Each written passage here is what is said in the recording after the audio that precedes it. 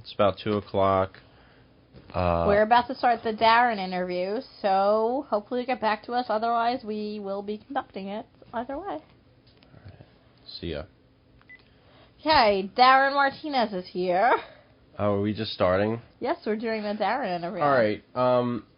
That's actually an interesting idea, just to start it off. I think it's incredibly weird.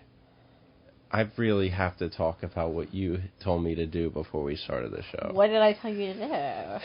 So we're getting all set up for the show, getting ready to interview Darin Martinez, and... The hilarious Darin Martinez. Yes. He's a filmmaker. Yes, he's a very comic. Talented. He books shows. He's a funny guy. Yeah. We're getting ready to interview him. And Inam says, hey, can you blow up my inflatable dinosaur? Yeah, 'cause I wanted him blown up before the interview started. Why? I had just purchased a inflatable dinosaur at Dollar Tree. Oh, you know what? Is he calling? Did he text? Yeah, he said, are you calling from another number? Yeah, should have... Yeah, I assumed he had that number.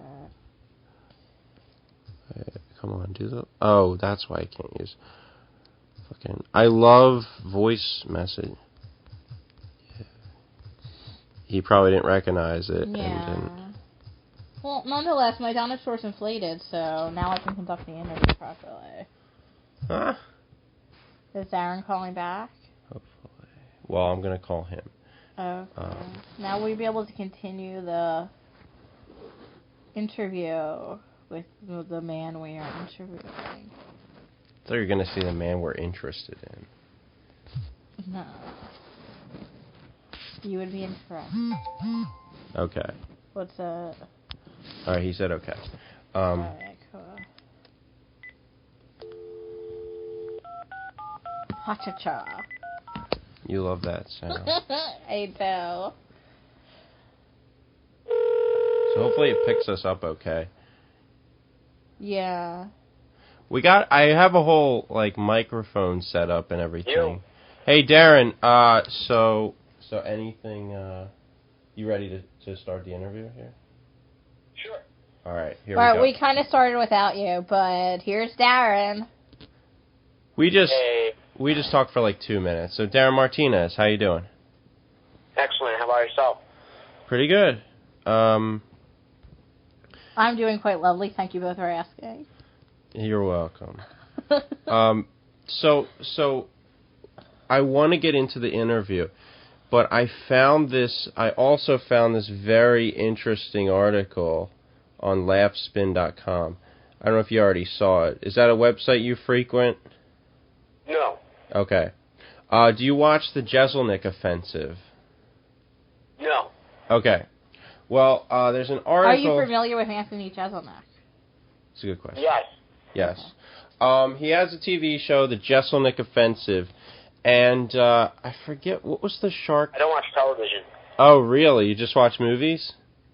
Yeah, I don't watch television. I specifically don't have a cable box in my room for that reason. Wow. Interesting. Do you see it as a subpar art form or something? Not that I see it as a subpar art form, but there isn't something on television that I'm into. The only thing that I really like are Family Guy, something that's so silly, so stupid. I can follow it, and I'll wait for that to come on DVD and buy the whole season at once. Yeah, that makes sense. I'm so obsessed with television now. I can hardly go a few hours without it. Yeah, it's so that's the great thing these days. Every show comes out on DVD, pretty much. Do you have Netflix? Yes. Okay, you have this streaming? Everyone has this. Yep. So even there you can get Family Guy and all those shows on there, too. Yeah, that's right. We were actually talking about that, because we're getting an apartment soon, hopefully, if we actually, get accepted. Yeah, I got it. And we're thinking, in this day and age, you can get so much on the internet, it might not even be necessary to, have cable. Of course, Enam can't live without it. Well, I still at least want, like, some kind of converter thing so we have, like, Fox and stuff. Well, what kind of shows do you watch? Are you, like, addicted to any shows? Enam likes a lot of different shows. Like? I pretty much like comedy. Let me think. I like Tosh.0. I like the Jeselnik Offensive. I really like the Kroll Show. I like Impractical Jokers. And then I watch a lot of, like, reality shows, like, not scripted reality shows, but more like Intervention, Wife Swap, Hoarders, all that kind of stuff. I thought you said scripted. Which one? To me, they're all scripted. I feel like they all are. Really? I feel like Wife Swap definitely. I don't think Intervention though. Wait, do you legitimately think they're all scripted?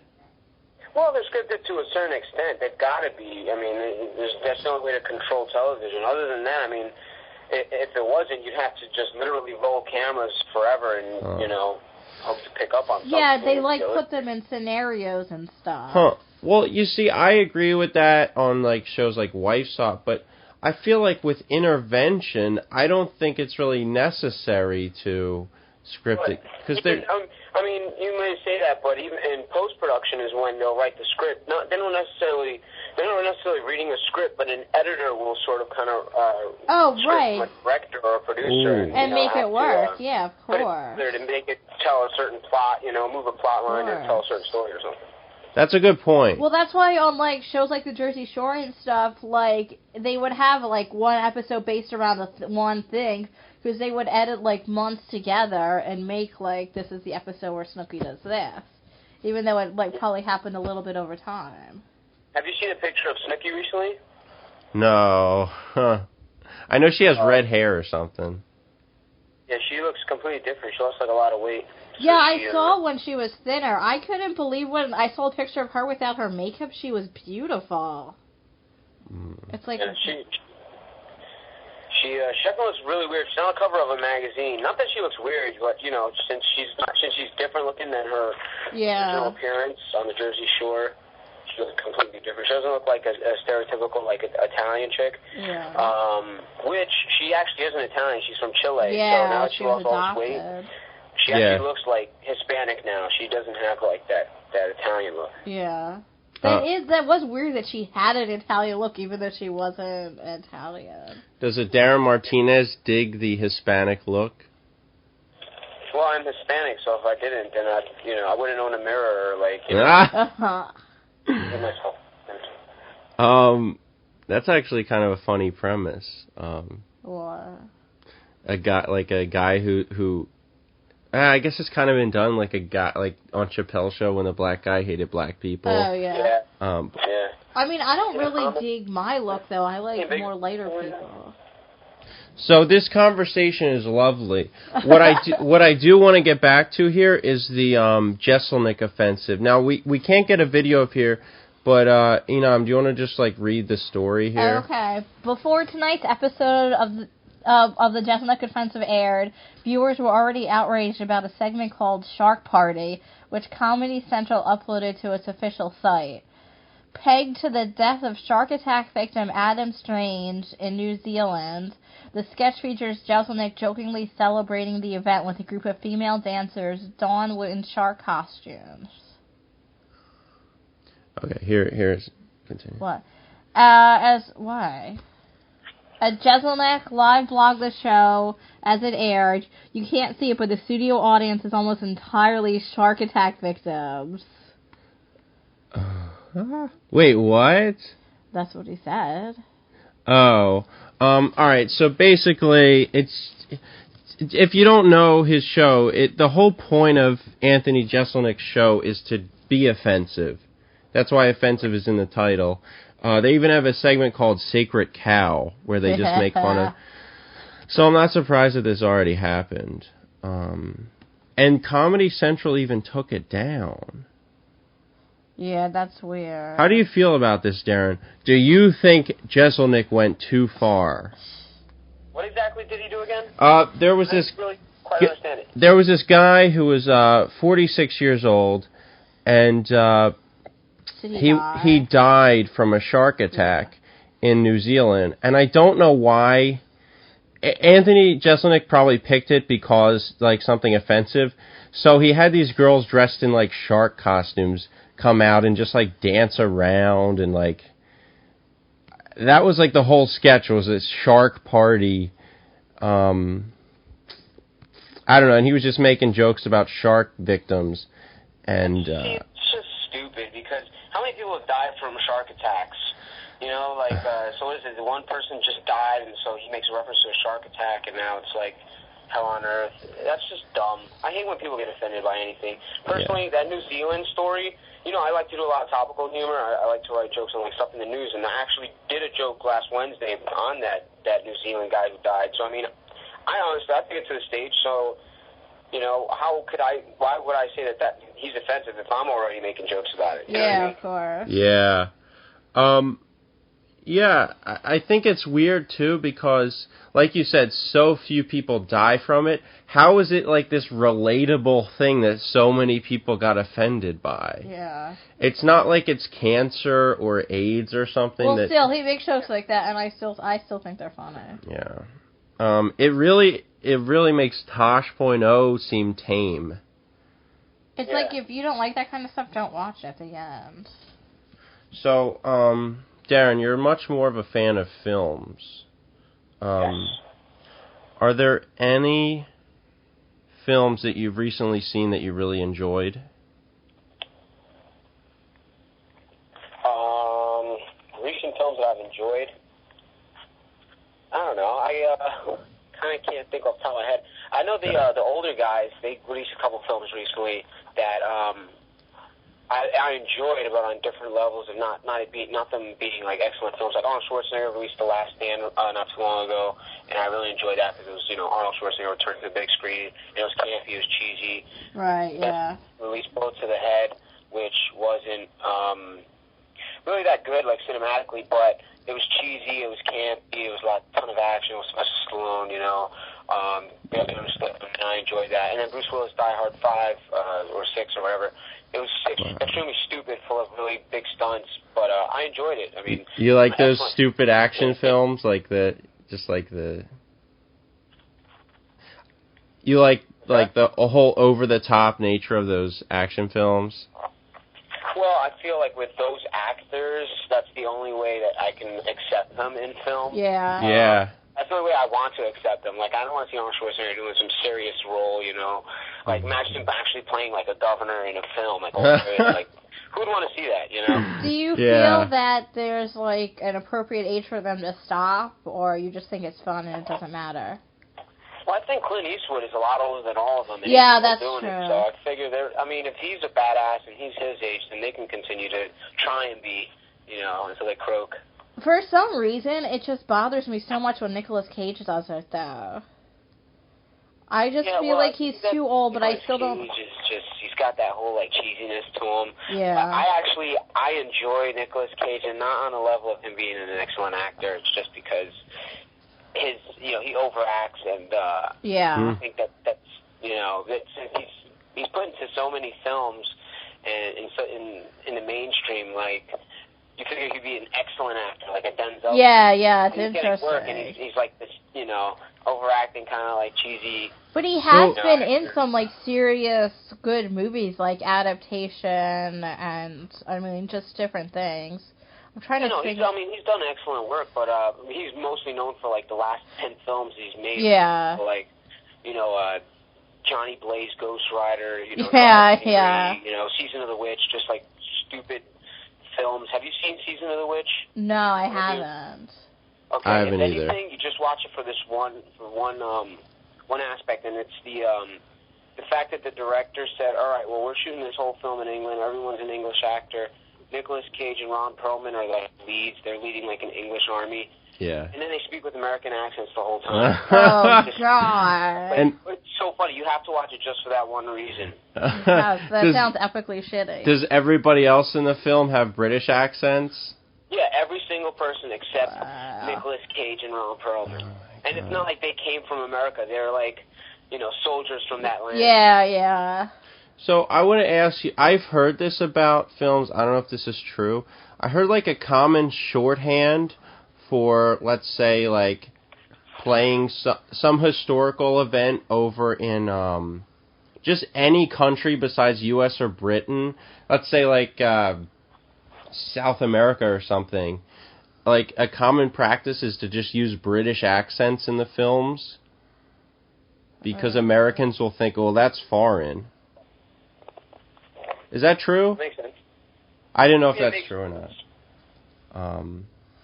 But like, how did Nicolas Cage become famous if he's this? He's a Coppola. Oh, really? Yeah. Oh, so his real name's Coppola? Yeah. Yeah, he's related to. He's an heir of Hollywood stardom. Yeah. So he was going to be famous, no matter. Oh, so he just was born into it. Yeah. But that's crazy. Well, I mean, he also started in a lot of films, you know, when he was a lot younger. Yeah, he was in Fast worked Times. his way into it. Yeah, he changed his name so he wouldn't be a Coppola. But I think it does say Nick Coppola at the end of Fast Times in the credit. Oh, really? Was that his first film? I don't know. By the way, this is like Brian becoming educated on films, and that's not the direction I'm trying to go in with this. I'm curious, are there any upcoming films that you want to see, Darin? Iron Man 3. Iron Man 3? The #1 film of the year, and I don't have to see it. Okay. You just know it's going to be the best? Well, no, I wouldn't say the best, but I can tell it's going to be my favorite without me having to see it. Yeah, that's how I felt when Dark Knight Rises came out. Before it came out, I was like, this is already my favorite movie. I love it. It's amazing. Yeah, well, Dark Knight Rises is a little different for me because it was real serious. I knew it was going to be extremely long. Yeah. A lot of it was going to be drawn out. So, but Iron Man is a film where you can kind of just, you know, check your brain at the door. You have fun and with it. just enjoy it because it's just going to be, you know, visually pleasing. Yeah. And it's, even though the third one's supposed to be a lot darker, it's supposed to delve into a lot more, like, become more of a political thriller. You know, interesting. Iron Man and it's still Robert Downey Jr., which, you know, I think Robert Downey Jr. is, like, one of the most interesting actors to watch. Oh, he's one of my favorites. He's, like, a character actor, but a leading man. Oh, my God, Christian Bale. I think Christian Bale's the greatest actor of our generation, honestly. I mean, American Psycho. No, he gets into every role. I think he's so good. I think all of his roles are completely different. Yeah, I think Christian Bale's an excellent actor. But he doesn't, I mean, you know, as far as, like, charisma, I mean, we're talking about Robert Downey Jr., you know. Yeah. Oh, yeah, totally. It's totally different. He's not as serious, you know, and that's what makes him fun to watch. Have you seen Less Than Zero? No, I have not. Oh, it's so much fun. Ooh. It's really over-the-top 80s drug addiction. Awesome. There's one movie I wanted to ask you about, Darin. Have you seen Bully? Bully? Yeah. Not the Brad Renfro movie, the new documentary. A new documentary? No, I have not. It is a brutal... It's a documentary. It's. I didn't watch the whole thing. It was just, like, too sad for me to watch. I watched it. It's this like, true documentary about these kids. That's what a documentary. Yeah, this whole documentary about kids who get bullied and stuff. And it's, like, you can go into it thinking, like, alright, like, how bad could it be? But it's worse than that. It's a good documentary, but it's just so sad. So it'll be a hit, probably. It already happened. It'll be in, like, schools and stuff, probably. Okay, yeah, I have never seen it. Last documentary I saw was, I think it was called Craigslist Joe. Oh yeah, I saw that. Yeah. That was good. Great documentary. What? That kind of got me thinking about, did you see the movie Catfish? No, I haven't seen that. Ooh. Now that's a good TV show as well, because they did turn that into a TV show. I don't want to blow the movie. Well, they say what happens at the beginning of every episode of the show in the movie. Well, I believe somebody told me about that. Yeah. Well, I mean, you could talk about it. I don't bother me. Maybe your listeners might be bothered by the spoiler. Yeah, that's But, true. Spoiler alert. Catfish is about this guy named Neve, and he gets this, like, somehow he gets, like, a painting from a girl or something. I don't know why. Mm-hmm. Why does that happen? This little girl paints one of his photographs and sends it to him, and they start corresponding, and because she's this 7-year-old, like, amazing artist, and he finds it interesting, and they continue to talk and stuff, and he starts adding her family on Facebook, and then, do you want to take it from there? Yeah, I mean, it's just basically this story about how this guy is talking to this girl on MySpace or Facebook, and he's led to believe that it's this girl, and then he goes to visit her. Well, he thinks he's going to visit her older sister, who he has since fell in love with after talking to for months. Yeah, and then he goes there, and it's like this old woman, and she just has this depressing, sad life. And she has, like, 2 mentally challenged children she's taking care of, and she has no money, and, yeah, her life is, like, epically sad. Yeah. And the TV show's about that. Every episode, there's somebody who's like, Neve, I'm really curious what is going on. Why is this person not wanting to Skype with me, not wanting to meet me? Why are they being so deceptive? And then they go and meet the person. And a lot of times it's somebody else. It's somebody else, or the person's like 500 pounds It's overweight. crazy to see how many people lie. Have you ever done online dating? No, but I remember being a teenager going into the chat rooms and putting ASL ? Right, yeah, everyone did that. ASL. Well, Brian, were you too young for that? No. Okay. No, that was the 90s, like the mid-90s. We were all doing that back then. Okay. Late 90s even. The mid-90s you were like 5, so that's why I was asking. No, I would say like around 99, 2000. No, Okay. after the 2000s, but like in the early 2000s. Yeah, like a chat room on like a skateboarding website or something, but there was girls or whatever. I don't know. Maybe they were all guys. I have tried internet dating a couple times, and I found it very beneficial. I met like a lot of nice guys, some of whom I'm friends with, and actually that's where I met Brian. So Yeah. Was he your Twitter follower? no, we met on OkCupid. And now I love that site.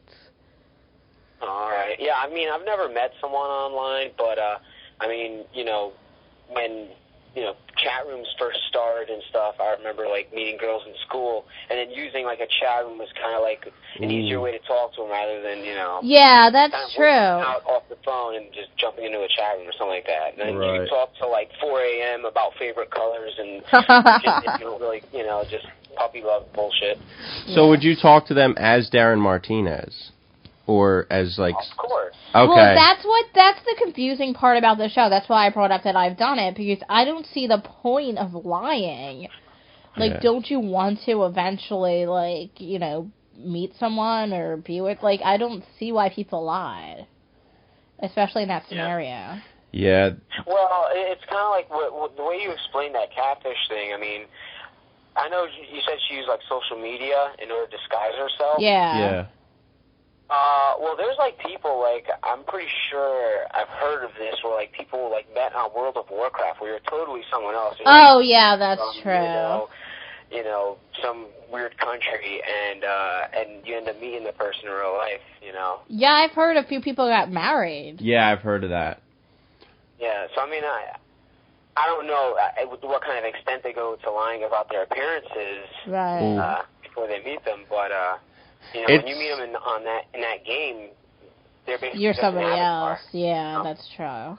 Yeah, that's totally like but an in that interesting case, phenomenon. it's different because you're both in that fantasy life. You're kind of going into it expecting it, I guess. Yeah, that's kind of what I was saying. But back to Darin. So you're saying if you play World of Warcraft, you expect to see a 300-pound monster when you get... No! Maybe, if South Park is to be believed, or whatever. All right. Speaking of dating, how did you meet Sarah? Sarah, I've actually known her for a long time. Back in the day, I dated someone, and she was dating someone, and there was like a mutual friend's house. You know, when you're a teenager, there's always that one kid's house everyone goes there to drink and party because their parents don't give a shit. Yeah. So there was that one person's house, and, you know, like I said, she had a boyfriend, I had a girlfriend, but in our neighborhood, you know, there's not too many people who are into, like, performing arts, like acting and stuff like that. And I was always, you know, making short films. Yeah.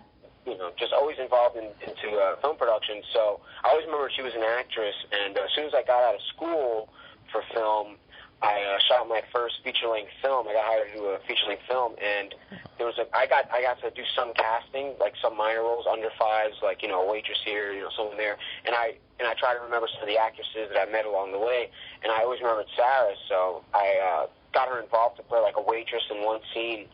And that day that I worked with her, I just kind of like I said, like, I've got to give her, like, I can't just, like, let her leave and not talk to her again. Like, Right. sort of, like, get her number, and then we ended up going out, and then, you know, Yeah. blah, blah, blah. I always find that interesting when people meet when they're with other people. Like, you have no idea in that moment. Isn't that so strange? Like, you didn't know when you were with that other girl that the other girl in the room would be, like, the person you would be with. Or did you? Good question. Did you, like, feel anything when you were just hanging out with her? Well, yeah, I mean, you kind of know. Right. I guess, like, the first or second date, first date you kind of already know, like, just by, you know, how the person is, if they're open to you. Right. And, you know, Sarah, I've always gotten along with her, because, like I said, we had mutual friends. So we got along very easy on our first date, and when we were done, I just, you know, wanted to hang out with her some more, you know? Yeah. And even if, like say I wasn't into her at the end of the first date or whatever, and we would have went out again, eventually I probably would have gotten, I mean, she's very, you know, she's got a great personality. Yeah. So, stuff like that just builds, you know what I mean? Yeah, I agree. I've definitely went out with some people a few times just because you don't always know, I feel, right away. Yeah. I mean, fortunate for me, I already, you know, I've always, especially that day that we worked together, you know, you kind of just, you know, I don't know what it is, like you get bit by a bug or something, and you kind of like, I want to see this person. Yeah, they just get in your head. It's crazy. You're just like, okay, I want to talk to them all the time. I want to spend, like, all my time with them. Yeah, it's and really I was at an age where, like, I can't, you know, hide and, you know, stalk her from a distance. I had to get her number and talk to her that night. And, I mean, I couldn't. Yeah. Does she still act? She does whenever she can get a role. Sometimes I'll give her a role in, like, some of the shorts that I do. And I've actually gotten, like, her whole family involved in different films that I've shot over the course of years. Oh, that's so interesting. Now, what is it like? What is it like balancing stand-up comedy, films, and even like man on the street type of things in your interview shows and all that? Because I believe you might have said this before. I could be wrong in a previous interview that you like filmmaking is what you love more. Yeah. Well, yeah. I mean, I've stand-up comedy is something that I just started doing. 3 years ago, you know. I mean, I love stand-up comedy. I love writing comedy, and, you know, or else I would have never gone into it. Of course, yeah. I've been shooting films. I've always been interested in that since, you know, I was a kid. Yeah. Yeah. I got my first camera. Or even when I could, like, steal, like, my uncle and my mom's camera for a couple seconds, I'd go and shoot something, and, like, later on the whole family be watching, like, a family video, and in the middle of it, it's got me, like, stealing the camera, going to shoot, like, a little short. Just did not make sense. Yeah.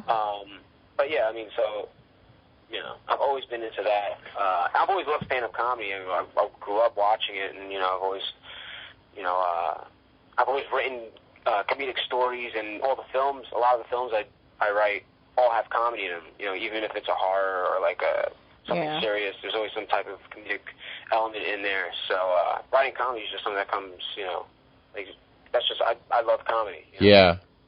Are there any films you're writing right now or anything?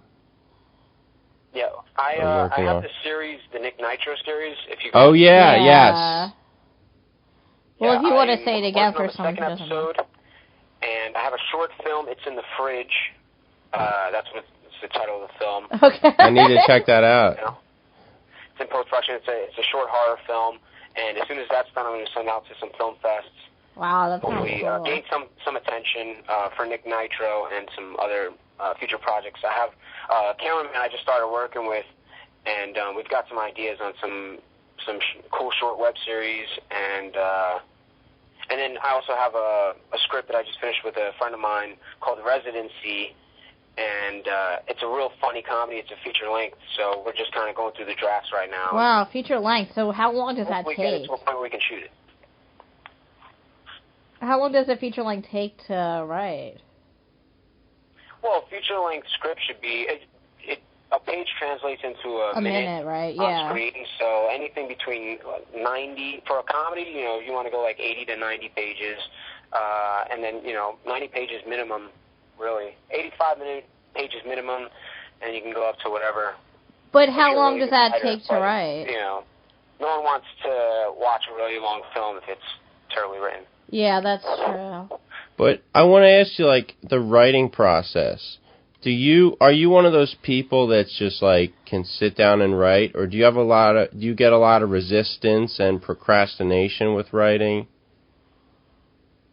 If I have an idea for a story, like a certain script, I'll start writing until I reach the point that in my ideas, like the characters reach, like I haven't thought anything further for the character. As soon as I hit that point, I've got a friend of mine who I've been writing films with since I was, sophomore in high school. Mm-hmm. I consult with him all the time. He consults with me, and we write together. So, he'll throw in tons of ideas, and then, I have a lot of comedic friends, and if I'm writing a comedy, I always ask them, like, hey, what do you think would be funny in this situation or something like that? And I don't really get into too many writer's blocks because I try to have, like, lifelines, kind of like if... Right, yeah. Try to have, like, different lifelines kind of, like, ready to go so I can keep it going until the first draft is done. That's the hardest part is the first draft. After that, you just have people read it and you get their opinions, and you can just edit it from there. Yeah. When you first started writing films, was it or rather when you first did your first feature length film, was it hard to feel like you could actually carry it out and produce an entire film? At first, it didn't seem like that because I had just graduated from the Art Institute, and I was riding high on a wave of, like, different awards, and I got best portfolio, and I graduated with, like, the highest GPA, so I was kind of letting that... that gave me momentum right into that. As soon as I graduated, I literally, within a week, I was on a set, like, shooting the feature film, so I kind of, like, used the momentum from all the stuff I just accomplished at school to kind of...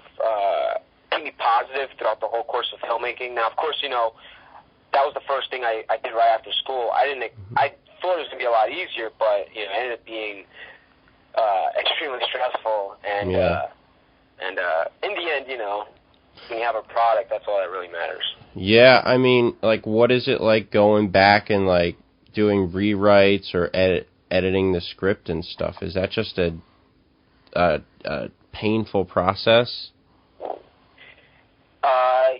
Yeah, in this certain film, it was because me and my friend probably went through, like, 4, maybe, like, 5 drafts before the director even wanted to, like, start shooting it. And then as soon as we started shooting it, a producer came out of nowhere that we've never even met, who was apparently funding, like, half the film, and he started, like, rewriting things, like, scenes he wanted in the film, and, like, this guy's not a writer, so... It's just like stuff that didn't make sense, Right? So you kind of you have to work with this shit because he's funding the film. So it became sort of a nightmare. But at the same time, you're getting paid, so you kind of just want to make the boss happy. So it's almost like they're suffering from that. Is it almost like working for a studio? Like you got to take notes, and like he thinks he's like as good as you as far as like creating ideas and stuff. Yeah, when people have a lot of money, and they know you don't have any. Yeah. Like, it's like he thinks his ideas were, like, golden, you know what I mean? So, but in the end, with a higher budget in Georgia, and now it's like, it was then after that, it was remade with an even higher budget, and I don't know where they shot it, but it's finally done, and it's going to be released soon. So. Wow. So this is your film you're talking about that was shot in Georgia? Yeah, I wrote a film. I don't want to say any names of any. Right. But I don't even know if I should mention the title of the film because it hasn't been released yet, and I don't want to get in any trouble. But yeah, I wrote a film. We shot a film in Philadelphia. We shot it in Philadelphia, Delaware, and New Jersey, and the majority of it we shot in Delaware. And we had some, I guess C-list, D-list celebs or whatever in there. A lot of stand-up comedians from like the urban, from urban comedy and from like BET comedy, stuff like that. So I went into it, thinking like, okay, we've got the people already. We're gonna get like people behind this. People are gonna want to see it. So we shot the whole thing, finished it, and when it was done, the producer, he wanted to shop it around for distribution. The guy who produced the two guys who produced the film, they wanted to shop around for distribution. When they shopped around for distribution, they were giving it to people like celebrity basketball players. I almost said a name there, and athletes and stuff like that. And someone picked it up for $200,000. And after they picked it up for that amount, they reshot it. They asked us for another script. We wrote another script, and then they reshot the whole thing. So they reshot the whole thing.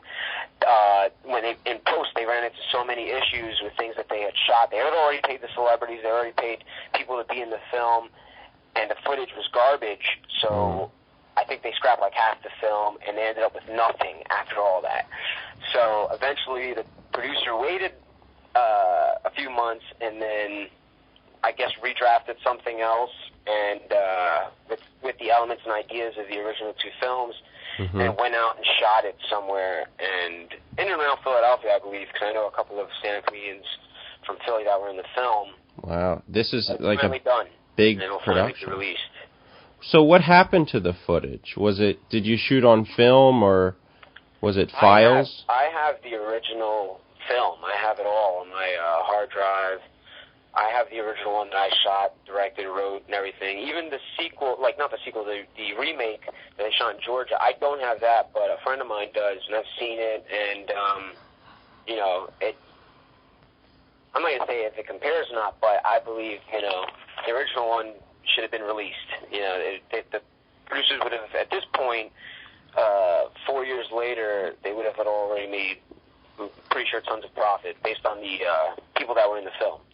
Is there any chance that I don't really know how the whole legal process is with like releasing something like that? Is there any possibility of that being a DVD extra in the future? I would love to see it like that, but I haven't seen that done yet on a DVD. Yeah, like an entire other version of the film. But I don't know. Yeah. Hopefully.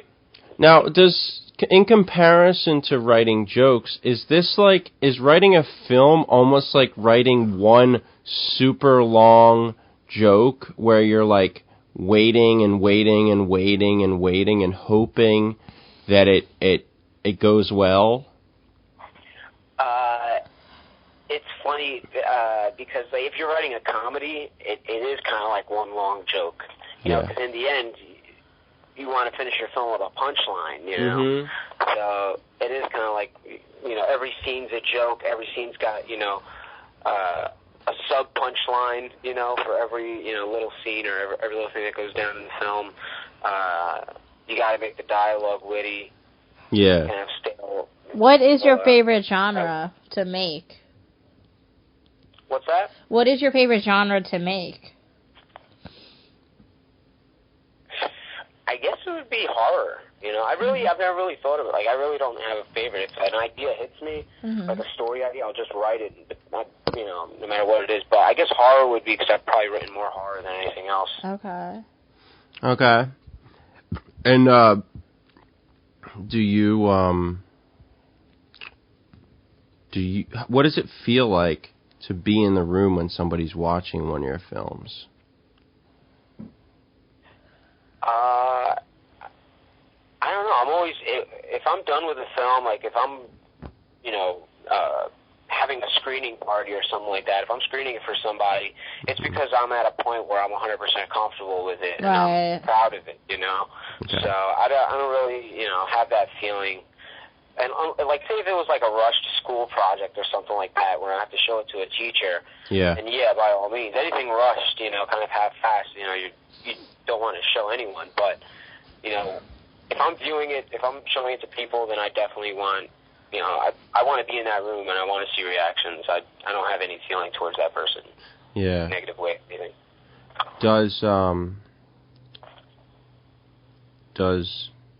Hold on. I have a few questions. I've heard that writers who write novels basically feel like the work is never done. It could always be re-edited and rewritten and stuff. But you're saying you're pretty confident by the time it's released. Do you still ever look back and be like, well, I could have added this or anything? Yeah. I mean, there's always that element, but when you're shooting it, when I shoot something, I'm just, going right off the script. So if I cover everything in the script, then going into post and everything afterwards, I don't feel like there's anything missing. You know what I mean? But I don't know. Yeah. That's a good question. Well, what's the longest time you ever spent on one film? That feature-length film, that was the only feature-length film I've ever shot, and that was, a couple months. So. A couple months? That's it? Yeah. Yeah, generally Wow. It takes, 3 months to make a movie, right? Yeah, we shot it, I believe, within, the first film we shot, within a month, and the editing just took a few months, and then the second film... No, then we added more scenes to the first film, because as I said, the producer had come in out of nowhere and started writing more ideas that made no sense. Yeah. So then we shot a bunch of other scenes. So kind of continued going back into production, post-production, and then pre-production. I mean, that film... It hasn't even been released yet, so technically it's been 4 years. Wow. If you want to really look at it that way. So you're saying the writing process of it and the filming took just 3 months? No, the writing. No, I'm sorry. The filming took a month. The writing took maybe I'd say 2 or 3 months, just because we were hired. Yeah. Yeah, we were hired as a writing group, a writing duo that we're going to take this guy's idea and turn it into a feature-length film. So this producer / actor he came up with the original little synopsis and had little ideas he wanted in the film based off his stand-up act. Things in his act that had become real popular. So we went with that, and we wrote the whole thing with that. So we kind of it wasn't our project from we didn't come up with the idea originally and say, man, you know what? I have an idea for a film, and this is it. Let's do this. It was here's an idea for a film. We've got to make it. Yeah. And how did this person become aware of you and your films and stuff? Like I said, I write with another guy that I shoot films with, Sam, and we've been working together since we were teenagers. And he happened to just meet the guy, and my friend, he's a real, he's real charismatic, and he's he's a salesman his whole life, since he's a teenager. So he knows how to talk to people, which sounds weird, but no, not at all. He knows how to talk to people, and he just sold the guy on the whole, he happened to meet him by chance and talked to him, kept talking to him, and by the end of the conversation, he sold him on the idea of, if you're going to shoot any idea you have for a film, I'm going to be the guy who's going to shoot it for you. I'm going to write it for you, and I'm going to shoot it for you. And that's, he sold him on. And then immediately, he called me up that day. He was like, dude, I think I got us a project. And within maybe like 2 weeks, we were already meeting at this guy's mansion or whatever. And, wow. Coffee and, writing with him, so.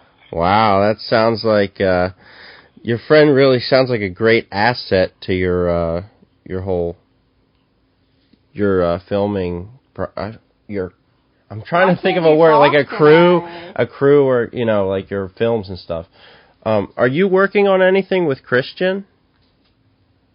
Yeah, it's in the fridge. The short film. He actually did some CGI work for me. Yeah. And he did the opening credits, which was I think like a 30-second, 1-minute animated spot, which is beautiful. Both things he did, gorgeous pieces of work, and I can't wait to show this to everybody. That's cool. So, but yeah, I'm also I plan on working with him with Nick Nitro, and pretty much anything coming up. Any future projects. I the things he's done already so far. I mean, I love the guy. I appreciate his work, and I'm a fan of his, so I want to work with him. Yeah, he has some off-the-wall ideas, and he's definitely, as far as technical ability, he's got the skills to really create, CGI, different special effects and everything. And yeah, your Nick Nitro series, that seemed like a TV show to me, that how well done it was. The everything, the editing, the video, even the sound on it, it seemed like I was watching a real TV show. Yeah, the production was awesome. And it's kind of what's up? And I'm also curious, you make horror films and stuff. Do you subscribe to this idea, every time, it seems like a lot of times when a violent act is committed, like Sandy Hook or anything like that, there's this perception that it happened because of some video game or some movie. Do you subscribe to that idea that violent media leads to violence? No and yes. I mean, I feel like if there's a kid who's got really mental issues and no social life at all, and his only friend is a character on TV who shoots people aimlessly or something like that. Yeah. But the kid's got problems to begin with, but just that person on TV or whoever you may be following, in a video game or something, might be the trigger that it takes for him to cause whatever crazy bullshit, insane ideas he has. So you don't feel like that would happen anyway if somebody does have mental problems? No, like I said from the beginning, the kid's got to have problems to begin with. Yeah. If you can kill another man, if you can take another person's life, man or dog or whatever. Yeah. I feel like if you can take a life and it's not an issue, then you've got problems to begin with. Yeah, absolutely. You'd be able to commit that act. Yeah. Yeah. If that the character that might be blamed, that might inspire the person, if they're an overzealous fan, just completely absorbed into this, the Joker from Batman or something like that. Yeah, it's almost if got mental issues to begin with, then that character is gonna, like I said, it's gonna be the trigger to Yeah, absolutely, because people get good ideas from TV all the time, and they deny that TV can give any bad ideas. I just thought of something, too. I just realized, one thing that never seems to get blamed, though, is documentaries and reality shows that talk about these real-life occurrences.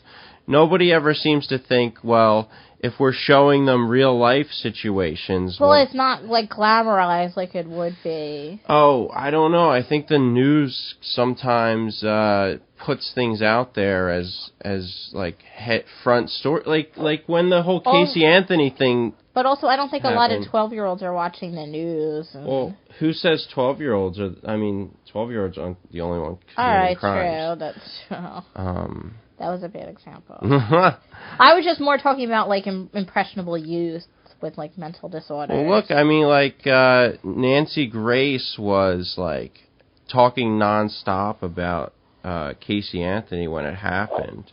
That was, like, all she talked about. And kids watch, I mean, if somebody flips to headline news, you're going to see that. And, Yeah. like, if you are this mentally disturbed kid, you might be like, well, I want to be the next Casey Anthony or something. Yeah. Oh, for sure. I think a lot of people do it for fame because, you know, television does sensationalize every, like, serial killer or serial rapist out there. Hey, but I don't know. Let's leave it up to the experts. I don't get it. I don't know. Is it supposed to be a joke? I don't... Yes. Darin, do you... what exactly... Sorry about that. That's my tablet, sorry. Yeah. Are you still doing any kind of interview shows or, like, kind of man-on-the-street types of things? Yeah, the Gears of War Judgment, I believe, comes out next, actually this Monday night at midnight. So if you're interested, you know, you can come out. You know, you're always more than welcome. You've been out to a couple of them already. We're going to go to midnight release down at the Feasterville GameStop. We'll be shooting some interviews. But it was a little, we did take a break. There hasn't been anything out since, like, right before Christmas, any big releases. Mm-hmm. God of War just came out, but when I called the GameStop, they said they weren't having a midnight release. I guess they didn't have enough pre-orders, but they said, like, the next big one was Gears of War, and this was, like, a month ago. So I think it's this Monday night at midnight, this coming Monday. If not, it's definitely next Monday. Either which way, we have a new one coming up soon. So was there any specific game that started all these midnight releases? It wasn't a specific game. It wasn't the game wasn't the reason we started doing them. Mm-hmm. But the first game we did was a Gears of War. Okay. Was it more of, like, just to have comics talking and, like, have a topic for them to talk about? Yeah, well, a friend of mine, John Rice, you know him, he goes to the midnight game releases, so I would go with him, and, you know, I was a comic. He wasn't a comic at the time, but I was a comic, like, you know, I start shooting these things. Right. So, you know, I had, the first one, it was just me and another comic, Logan. I don't know if you know Mike Logan. Yeah. I actually saw him at the comedy competition the other day.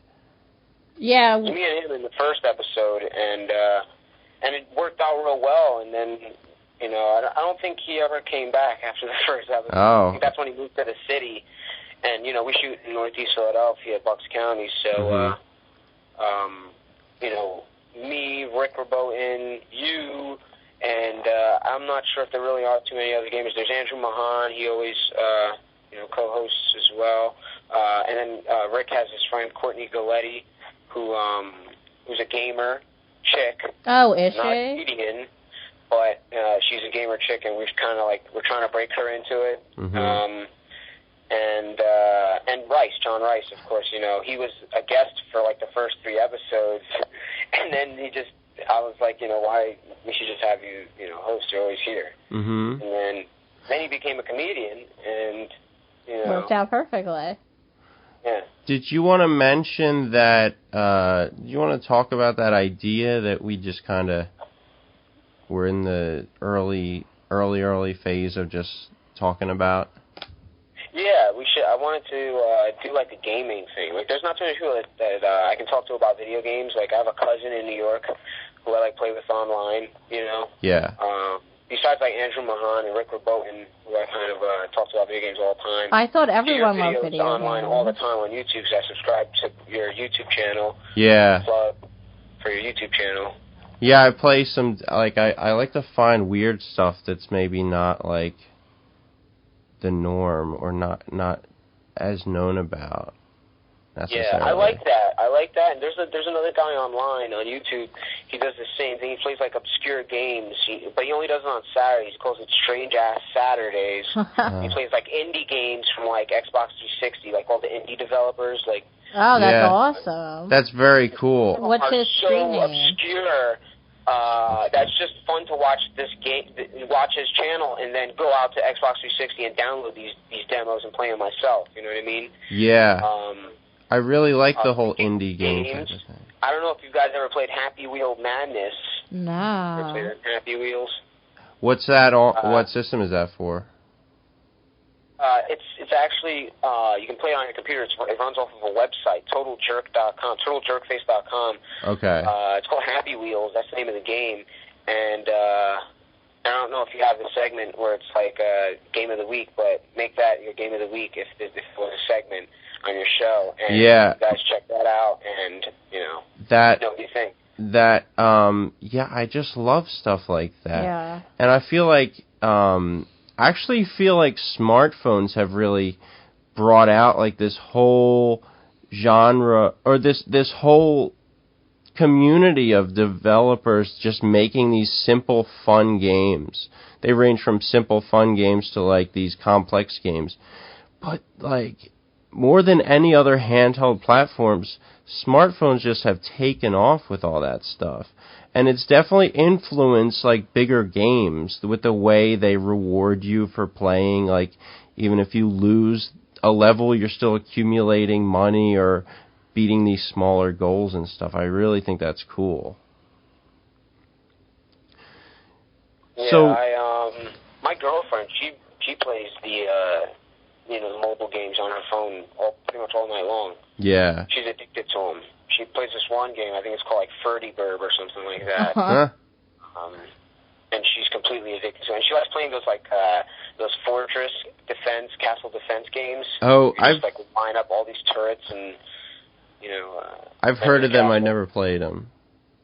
I know that's like a huge genre. Currently, I'm addicted to Tapped Out, the Simpsons game on my tablet, and I play that non-stop. Oh, okay. What is it?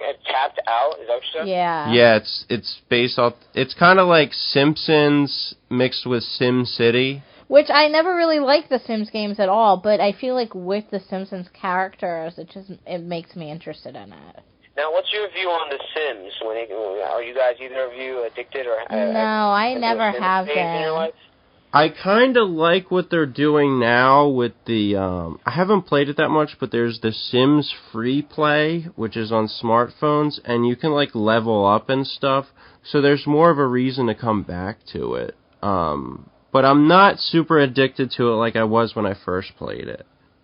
What about you? Do you like it? Well, I remember when the original Sims, like The Sims came out, and I remember, going at it like, oh, I'll give this a shot. And then I remember getting like a free, like, hacked version or something. And then a week later, finally taking a shower. Yeah, it just took over your life. Yeah. I love that, though, when I find a game that it gets so in my head that it's all I can think about until I beat it. Like, that's one of my favorite things. It's really, they're few and far between lately, I feel. Well, The Sims was when it was first released, so weird, because it was like, remember when Sim City was released, you're making a city, right? You can put tornadoes, and like Bowser can go through and destroy everything. Right. Yeah. For no reason. And then, you go from that to, like, the next level where you're, like, actually looking at inside of the houses, Not the graphics of the houses inside. And I think the fact that they kept the Sims, like, that name, I think that also helped sell that product. Because, SimCity, I don't know if it was even owned by the same person. Oh, really? I think it's all Maxis games. But I always looked at it like as the sequel to SimCity. Yeah. Well, if you look back, I remember looking online. There were like so many tried and failed sim games too, like Simcopter. Sim Tower was successful, but like Simcopter, Sim Island, Sim Park, like tons and tons of them, like over 12 Simba's different Revenge, ones. ranking 3. Oh, what was that? Simba's Revenge. Are you excited about the new GTA coming out later this year? Of course. I know. The trailer is so amazing. I'm really upset they keep moving the release date. I played dogs a couple times just to kind of like get myself back into that whole free roaming. Yeah. I had enough of Red Dead. It's a great game. I love it, but there's only so many times you can play a game that you've maxed out everything on. Yeah. Well, maybe we should save some of this talk for the video game show. That would be great to talk about. We got to do that. We got to make it a show. Mm-hmm. Maybe like half hour to an hour or something. Get gamers on it, and bullshit about games for a while. Yeah. Hopefully get listeners. I'll brainstorm some ideas. You can do the same, and we'll get it going soon. Yeah. Darin, it was great talking to you. Definitely a good time. Yeah. Anything you want to plug? No, I mean if you're listening to this, my name's Darin Martinez. You can find me on Facebook, and if you know who I am already, then probably already have me on Facebook. All right. Bye. You can follow me and find out what shows I'm doing, and then come out to a show and hopefully laugh. Do you have a Twitter account? No, I'm probably one of the only people that doesn't. Yeah, no, I don't either. I don't blame you. No. Just the Facebook. That makes it easy. Follow me, look me up. My pictures, I look like the Home Alone. It's just a Home Alone poster with my face in there. Mm-hmm. I didn't see that one. Or that's your current picture? Yeah. Oh, okay. There might be other Darin Martinez's. There's another guy. He's like an F1 racer from like Portugal or something. I don't know if I told you this, but Not him. I don't know if I told you this, but that dingleberries in my soup picture made me laugh so hard. I couldn't believe it. Oh, I'm so glad because when I read stuff like that, I always think like I'm the only person that's laughing at this. Oh my god, I seriously haven't laughed that hard at a profile picture, I don't think ever. Thanks. Yeah, no problem. All right, Darin. It's been great. Thanks. All right, guys. Have a good one. Nice talking to you. I'll see you probably around the cab. Yeah. I'll see you. Oh, we have a show. Remember that show we got in April? Plug that in your next. Oh yes. April 20-something. Yeah, April 20-something. Me, you, a bunch of other dudes, funny times, good stuff. I'll talk to you guys. Love you. See you later. All right. Bye. Love you too. Bye.